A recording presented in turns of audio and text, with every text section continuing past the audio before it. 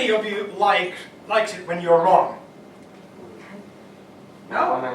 You don't like to be wrong. Exactly. I mean, that's how it is. I mean, I've asked this many times. We don't like, because our brain wants to be right. We have learned something and we seek all the time, like, evidence that we are right. I mean, I'm going to explain it more, but so we learn something. And once we have learned something, we want to make sure, okay, this is now the truth. So, when it comes to self-leadership, it's about really, first of all, wanting what you want, and then learning new ways how to get there. And sometimes, in order for you to achieve what you want, you need to unlearn something that you think was the absolute truth for you. Well, let's say there's a new result. And that is something that is new for you. So how do you get to that new result? Well, of course, it requires from you new kind of acting and behaving. I mean, if you keep on acting and behaving the way you are doing right now, you will get the same results. Albert Einstein has reported to say that the definition of insanity is that you keep repeating the same things over and over again and expecting different results. It just doesn't work that way. If you want different results, you have to do something differently. So any result is achieved by acting, behaving. Okay, now, what is then the thing that you need, if you need to behave and act differently in order to get different results? What is the thing here is that you need to control your emotional state. When you are in that kind of what I call like a negative state, whether it's sadness, whether it's anger, whether it's frustration, whatever, you act accordingly. I mean, if you're angry, try to be happy. I mean, if you want to have like a positive results when you're angry, it doesn't really work that way. So if you want to have new results, you have to change your state. And the funny thing is, our brain works also that way, that when we are in a negative state, we have, I will try to explain it a little bit more later, but there are certain kind of like chemicals that are blocking our thinking. But when we are in a positive mood, whether it's happiness, joy, love, gratitude, whatever like that, there are different kinds of chemicals in our brain that are enhancing our thinking. So, meaning that I go back to that emotional state. If I want something, a positive result, it requires the acting and behaving. So when I control my emotional state, it is the requirement for the new behavior. For us to change the behavior, there has to be like the good chemicals in the brain. Because otherwise we just keep on, we do the same thing over and over and over again. So, now the question comes, how on earth do we change our emotional state? There are a couple of things, but the main thing is we think.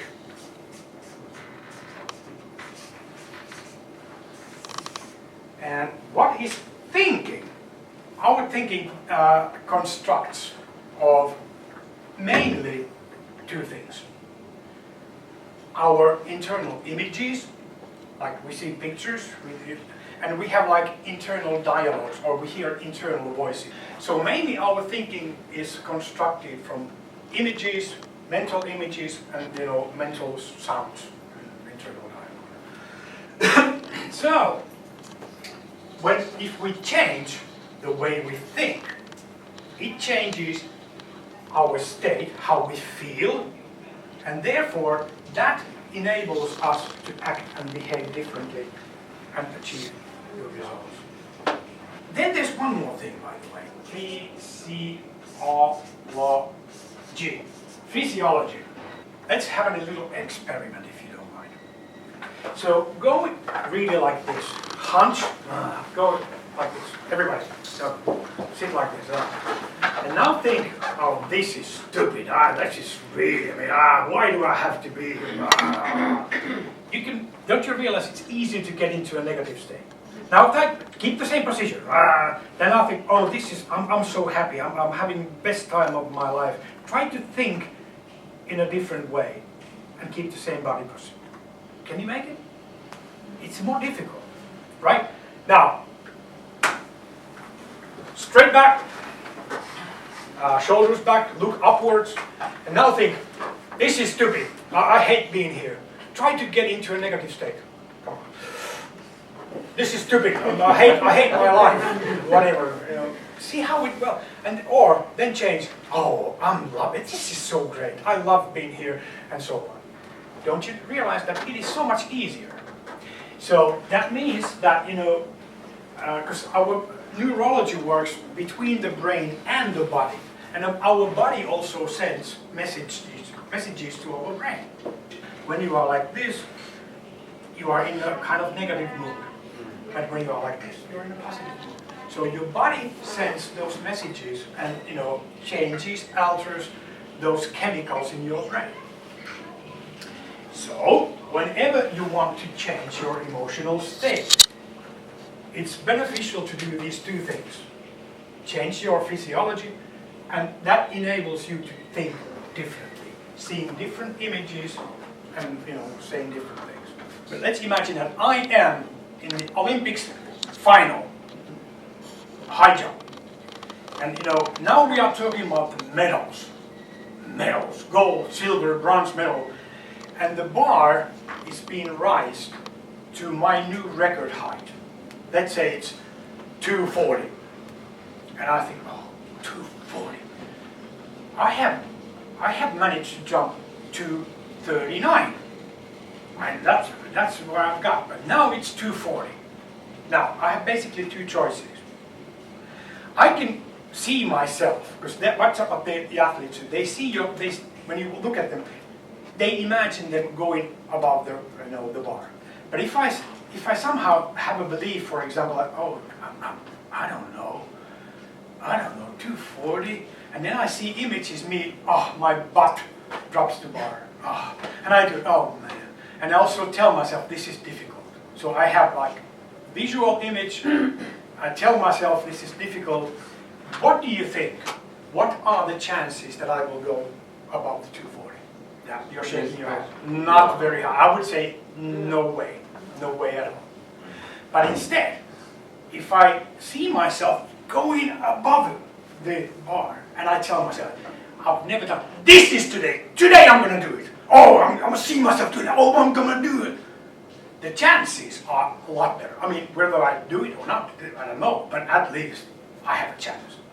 But as long as I tell myself, I don't know, no, that's difficult. Never. I would say no chance at all. So that, again, how we see, what kind of images do we see? What do we tell ourselves? Changes the whole emotional state. That changes what kind of action behavior, and that ensures the results. Anything that we do, anything, requires some kind of target or some kind of goal. Everything I do, I mean, some of those goals that we have, or targets, and most of them are unconscious, because we are so used of how doing them. So everything that we do, there's always some kind of intention or goal behind it. Okay. So, in order for us to, get better results in whatever part of life it is, you need to then think of the goals and set better goals.